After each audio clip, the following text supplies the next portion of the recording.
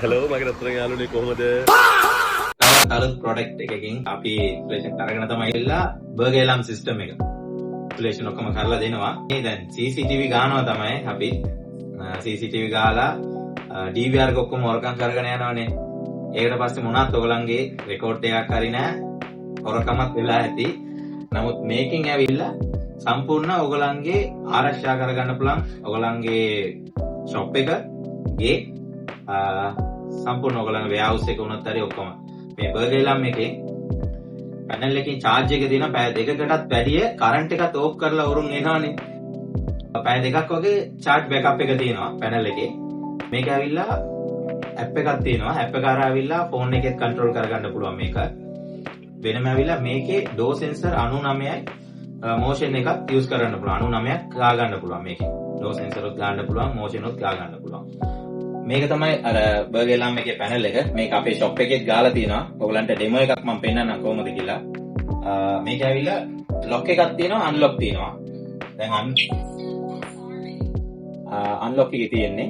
දැන් ඇවිල්ලා අපේ දොර ඇරියොත් ඇලාම් එකක් මොනවත් වදින්නේ නැහැ. අපි මේ ෂොප් එක වහලා යනෝනේ. වහලා යනකොට ඇවිල්ලා මේක Wi-Fi එකේ මගේ ෆෝන් එකෙත් අපි කන්ට්‍රෝල් කරනවා. නැත්නම් මේගොල්ලන් එළියට යනකොට මේක තියෙනවානේ ලොක් එක ක්ලික් කරොත් සිස්ටම් ආම් කියලා වෙනවා. ආම් වෙච්ච ගමන් සම්පූර්ණ ෂොප් එක සිකියුරිටි වෙනවා. කියන්නේ දැන් ඇවිල්ලා වයර්ලස් එකේ ඩෝ සෙන්සර් එක මෙන්න මේක ඩෝ සෙන්සර් එක. පැනල් එක ආම් වෙලානේ තියෙන්නේ. හොරෙක් ඇවිල්ලා මේ දොර කඩාගෙන එන්න ඕනේ. එනකොට ඇවිල්ලා මෙන්න මෙච්චරයි එලාම් එනකොට මෙන්න මෙන්න එලාම් එකක් වගේ. මෙන්න මෙන්න එලාම්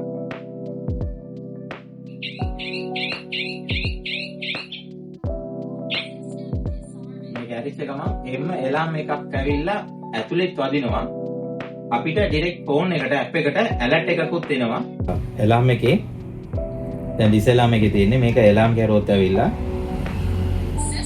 සිස්ටම් ආම් වෙනවා. ඒතකොට දැන් ෆෝන් එකේත් කන්ට්‍රෝල් කරන්න පුළුවන්. එලාම් එක දැන් ඔන් වෙලා තියෙන්නේ.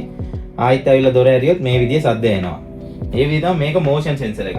මේකත් ඇවිල්ලා නිකන් හරි වාලේ කඩාගෙන හරි ඔයගලන්ගේ උඩින් වාලේ උඩින් කඩාගෙන ආවොත් මේක මෝෂන් සෙන්සර් එක.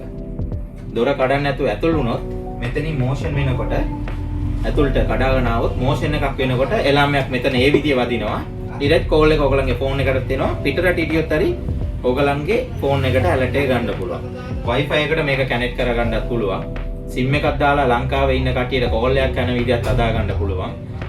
මේ ස්පීකර් එකක් එන්න ඕනනම් ලොකුවට දාගන්න පුළුවන්. මේ ස්පීකරේ ලොකු ස්පීකරේ දාගන්න පුළුවන්. තවත් මේකේ වැදගත් දෙයක් තියෙනවා මේකේ.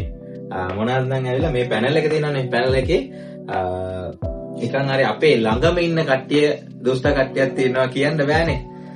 ඒක ඇවිල්ලා නිකන් හරි මේ දවල්ට රැටනේ ඔයගලන්ට එලාම් එක වෙන්න ඕනේ.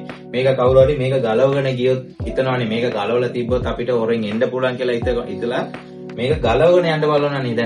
දැන් පැනල් එක ඩිස් එලාම් එකේ තියෙන්නේ.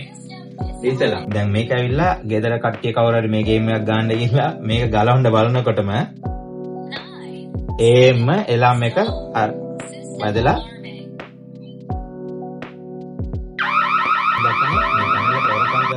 යනකොටම ඇවිල්ලා මේක පෙයාර් එක වෙනවා. එලාම් එක එනවා. ඒ විදිහ ඔයගලන්ට කෝල් එකක් එනවා. ඇප් එකටත් ඇවිල්ලා ඇලර්ට් එක එනවා. ඒකත් මේකෙත් වැදගත් දෙයක් ඒක. ඕකේ.